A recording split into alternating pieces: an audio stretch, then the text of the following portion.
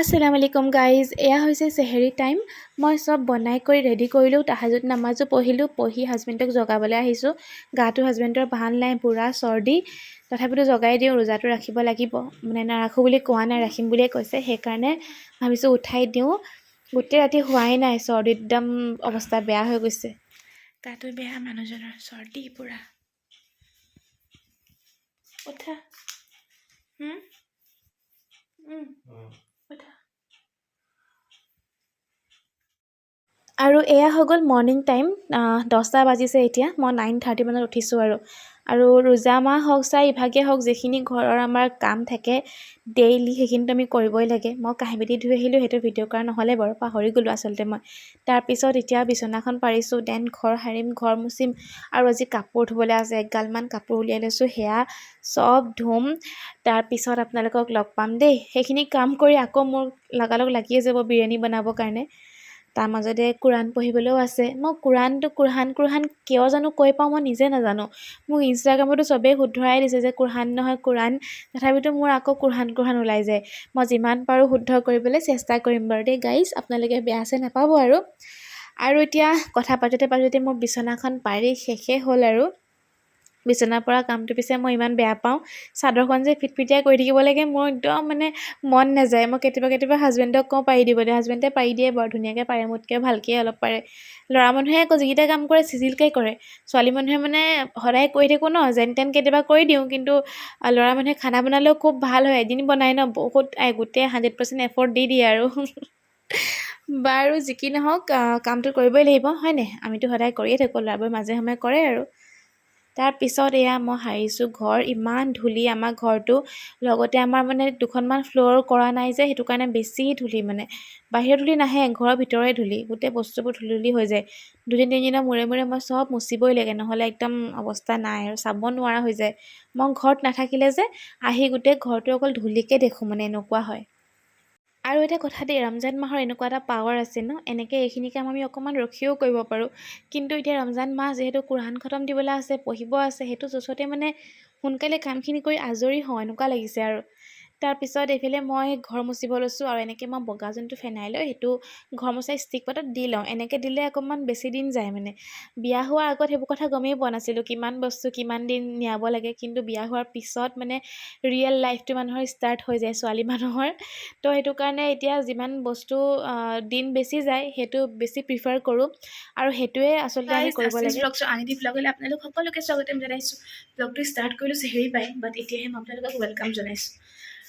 আৰু এতিয়া মই একেবাৰে চব কাম বন কৰি গা পা ধুই আজৰি হৈ গ'লোঁ, মোৰ ঘৰৰ কামখিনি শেষ। এতিয়া আহিছোঁ মই বিৰিয়ানী বনাবলৈ। বিৰিয়ানী বনাবৰ কাৰণে মেৰিনেশ্যন অকণমান কৰোঁ, দেন মই কাপোৰ মেলিবলৈ আছে, কাপোৰ মেলাই নাই, কাপোৰ মেলি নামাজ পঢ়ি বিৰিয়ানী বনাম। তো চাই থাকিব ব্লগটো একেবাৰে শেষৰলৈকে, আৰু স্কিপ নকৰিবা দেই।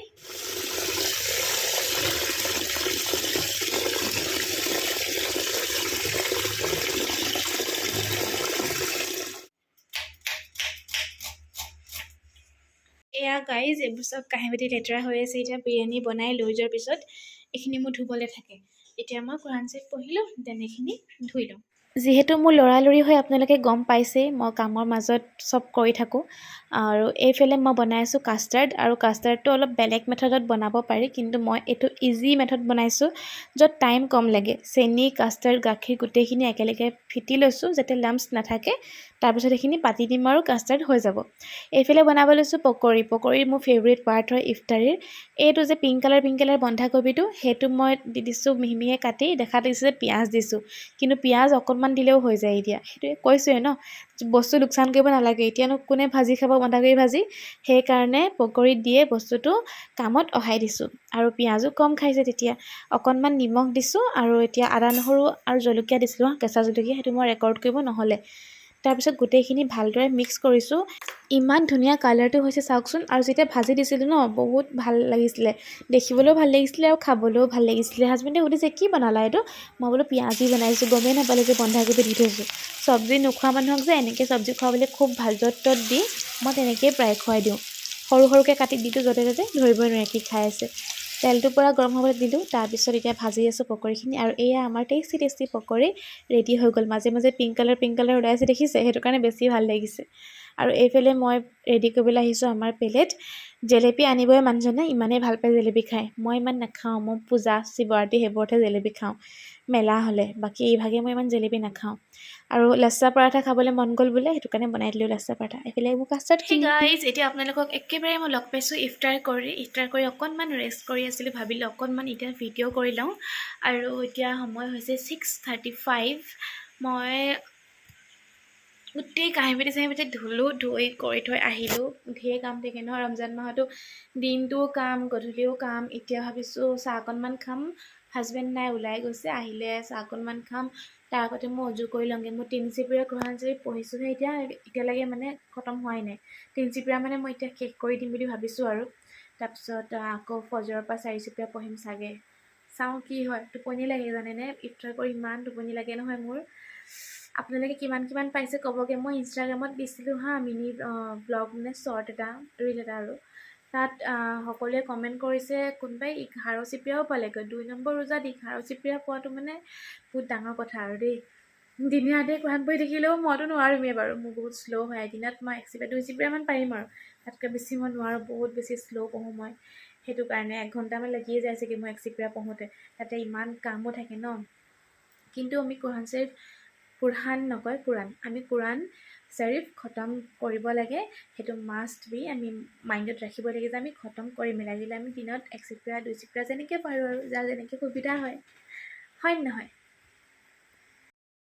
আৰু এতিয়া গাইজ মই নামাজ পঢ়া নাই তচবি লৈ আছোঁ কোৰআন পঢ়িলোঁ এটা পাৰা শেষ কৰিলোঁ তাৰপিছত তচবি লৈ আছোঁ দেন চাহ অকণমান খাম হাজবেণ্ডৰ কাৰণে ৰখি আছোঁ হামিয়াই চাহ অকণমান খাই আৰু তাৰপিছত ধুনীয়াকৈ নামাজ পঢ়ি চাহ অকণমান খালোঁ গাইজ খাই এতিয়া মই তাৰাবি নামাজ আদায় কৰি লওঁ তাৰপিছত আকৌ লাগিবই খানা বনাবৰ কাৰণে তো এতিয়া মই নামাজ পঢ়িলোঁ পঢ়া হৈ গ'ল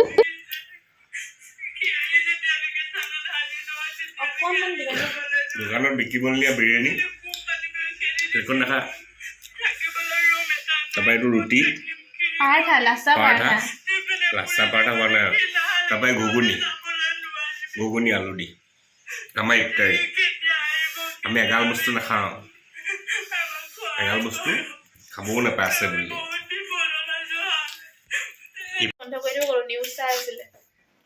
ইফতাৰী কৰোঁ খেজুৰ জেলেপি এটা খামেই মই সৰু জেলেপি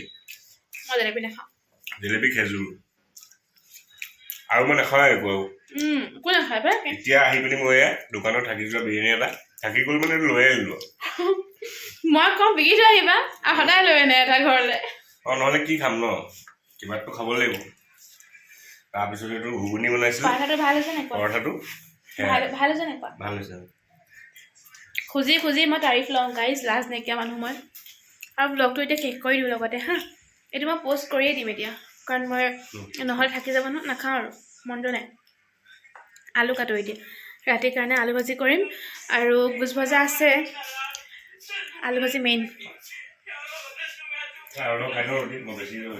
নাখাওঁ বাই বাই টেক কেয়াৰ আৰু ছাবস্ক্ৰাইব কৰিব ফ'ল' কৰিব